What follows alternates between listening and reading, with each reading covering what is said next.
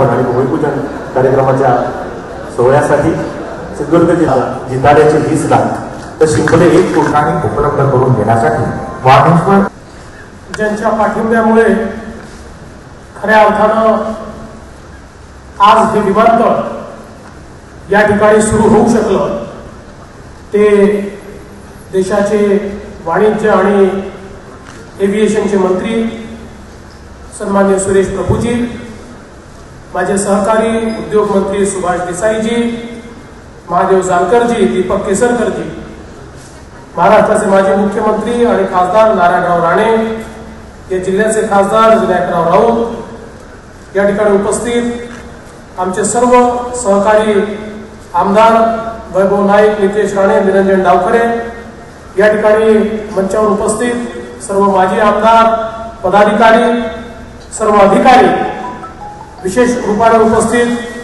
श्रीमती उमाबाईंनी आणि उपस्थित सर्व भगिनी आणि बंधूंनो, लवकरच माननीय पंतप्रधान महोदयांचं भाषण देखील सुरू होणार आहे आणि आपल्याला ते लाईव्ह ऐकायचं आहे.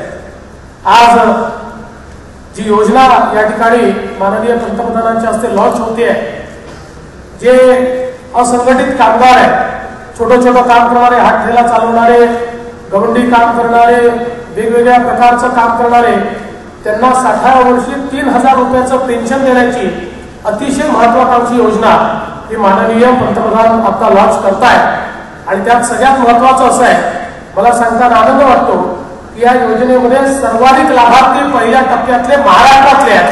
2.5 लाख लाभार्थ्यांना आज आम्ही या ठिकाणी लाभ देतोय. त्यातल्या 3 लोकांना कार्ड देखील आम्ही सुपूर्द केलाय.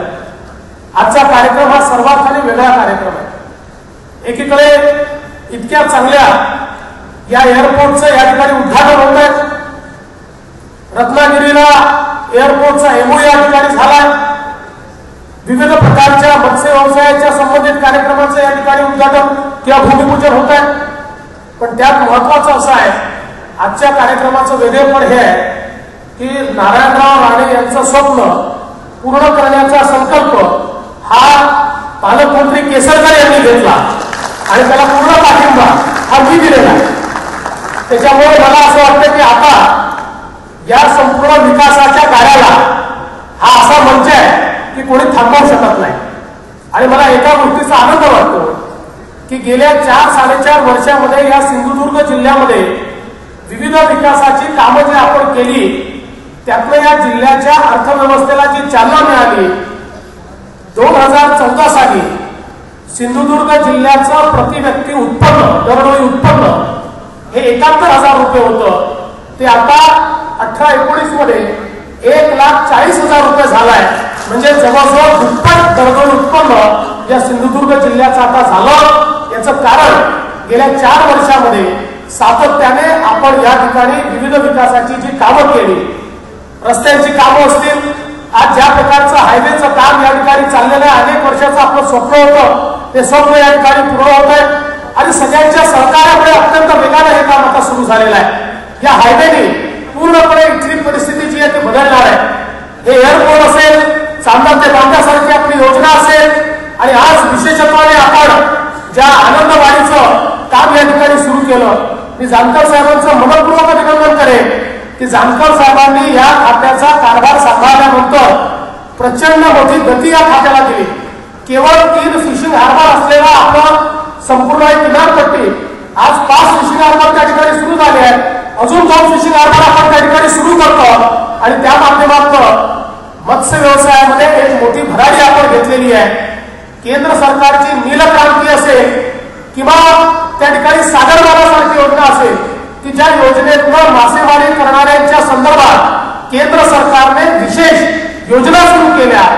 आणि देशामध्ये पहिल्यांदा मोदी साहेबांनी मत्स्य व्यवसायाचं वेगळं खातं केंद्रामध्ये यंदा तयार केलं. आतापर्यंत केंद्र सरकारमध्ये या देशातल्या 12 कोटी मत्स्य व्यवसायाकरता कुठलं खातंच नव्हतं, पण नव्याने खातं तयार केलं. आणि केवळ खातं तयार केलं नाही तर शेतकऱ्यांना ज्या प्रकारे 2% आणि 4% कर्ज मिळतं, तर मत्स्य शेतीला देखील 2% आणि 4% कर्ज देण्याचा निर्णय हा माननीय मोदी साहेबांनी घेतला. आणि त्या माध्यमातून मोठ्या प्रमाणात या ठिकाणी मत्स्य व्यवसाय करणाऱ्या आमच्या सर्व व्यावसायिक शेतकऱ्यांच्या जीवनामध्ये परिवर्तन करण्याचं काम हे आपण या ठिकाणी सुरू केलेलं आहे। यासोबत जे आपण सागरी बहुप्रजातीय मत्स्यबीज केंद्र या ठिकाणी सुरू करतोय, कारण आज आपल्याला लक्षात येत आहे की आपल्याला मोठ्या प्रमाणात मत्स्यबीज हे कमी पडत आहे। एवढं मोठं किनारपट्टी लाभलेलं आपलं राज्य, पण मत्स्यबीज आपल्याला वेगवेगळ्या राज्यातनं या ठिकाणी आणावा लागतो। आणि म्हणून हे जे काही उभारणार इथे आपण सागरी बहुप्रजातीय मत्स्यबीज केंद्र तयार करतोय, या केंद्रामुळे मोठ्या प्रमाणात या ठिकाणी परिवर्तन होणार आहे। आणि हे मत्स्यबीज उपलब्ध झाल्यामुळे आज इथे व्यवसायाला मोठी वाढ होईल। आणि जे स्वप्न आमच्या जानकर साहेबांनी बघितलं की पहिल्या 3 मध्ये जानकर साहेब स्वप्न छोटं बघायचं नाही, असा कार्यक्रम तयार करा की पुढच्या काळात पहिल्या क्रमांकावर आपलं राज्य हे या ठिकाणी आलं पाहिजे। आणि म्हणून त्या दृष्टीनं देखील आपण सगळे मिळून काम करणार आहोत। आज या निमित्ताने या एअरपोर्टवर लवकरात लवकर फ्लाईट सुरू झाली पाहिजे, या संदर्भात खरं म्हणजे प्रभू साहेबांनी आता लक्ष घातलेलं आहे। खरं तर मी म्हैसकरांचं मनपूर्वक अभिनंदन करेन। अतिशय सुंदर एअरपोर्ट या ठिकाणी आपण बांधलं, अतिशय चांगल्या प्रकारच्या व्यवस्था या ठिकाणी केल्या। आणि मला असं वाटतं की आता या ठिकाणी सेवा जर सुरू झाल्या तर मोठ्या प्रमाणात विकासाचं जे चित्र आपल्याला पाहायचं आहे, कारण पूर्वी आपण असं म्हणायचो रेल्वे गेली की विकास होतो, रस्ता गेला की विकास होतो, पण आता बदललेल्या परिस्थितीमध्ये ज्यावेळेस एअरपोर्ट होतो त्यावेळेस विकासाची गती ही 3 पटीने वाढते। आणि मी प्रभू साहेबांचं याकरता अभिनंदन करेन, अत्यंत अडचणी या विमानतळाच्या संपूर्ण मान्यतांमध्ये होत्या। आमचे पालकमंत्री वारंवार जात होते, सगळे आमचे लोक त्याचा पाठपुरावा करत होते, पण खूप अडचणी होत्या। या सगळ्या अडचणींवर मात देऊन प्रभू साहेबांनी स्वतः, आणि गोष्ट खरी आहे, बाकी विकासकांना पुढे कोणालाही दिलीला त्याची गरज पडली नाही, प्रभू साहेबांनी स्वतः या ठिकाणी या प्रत्येक परवानगीला प्रयत्न करून त्या परवानग्या आणल्या। आणि म्हणूनच आज हे एअरपोर्ट सुरू होत आहे।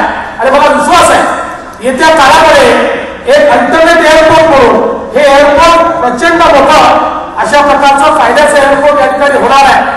आताच मला राजा असं सांगत होता की जवळच खाडी आहे, या खाडीमध्ये जेटी बांधली तर थेट उत्तर गोव्यापर्यंत आपल्याला त्या ठिकाणी जे काही बोटींनी लोकांना देता येईल, ही देखील चांगली सूचना आहे। मला असं वाटतं की त्यामुळे या एअरपोर्टचं महत्व अजून मोठ्या प्रमाणात वाढणार आहे। आणि म्हणून ते काम देखील निश्चितपणे आपण या ठिकाणी पूर्ण करू। विशेषतः या भागामध्ये चांगले उद्योग आले पाहिजे, प्रदूषणमुक्त उद्योग आले पाहिजे, ही जी भावना आहे याकरता मोठ्या प्रमाणात आमच्या उद्योग विभागाने या ठिकाणी काम सुरू केलेलं आहे। आणि आता MIDC असेल त्यातले अडथळे दूर करून या ठिकाणी उद्योग आले पाहिजे। आणि केवळ उद्योग आले पाहिजे इतक्यापुरतं आमचं काम मर्यादित नाही, तर उद्योगामध्ये 80% भूमिपुत्रांना देखील त्या ठिकाणी रोजगार द्यायला पाहिजे। या दृष्टीने देखील प्रभावी पावलं ही आम्ही उद्योग विभागाच्या माध्यमातून या ठिकाणी उचलतो। आणि देसाई साहेबांनी सांगितलं की यातले सगळे अडथळे हे निश्चितपणे आपण या निमित्ताने दूर करतोय।